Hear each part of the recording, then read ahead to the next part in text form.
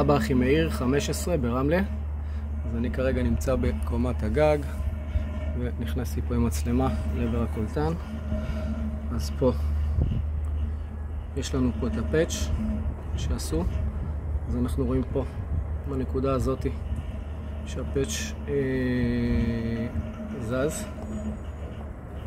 אנחנו נראה את זה פה, אנחנו רואים פה את החור שיש פה בפאץ', ואנחנו רואים גם פה,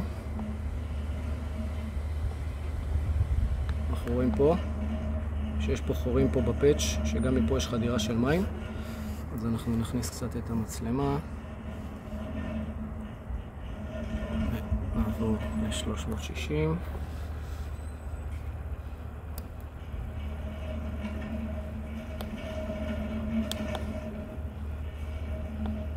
הנה החור.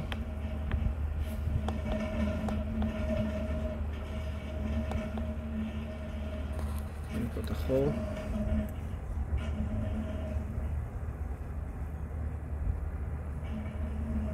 החורים בפאץ' שמפה נכנסים גם מים. זה נמצא במרחק של 22.68 מטר מהקצה של הקולטן. זאת הנקודה. נראה את זה עוד פעם פה כדי שנוכל לראות את זה יותר טוב.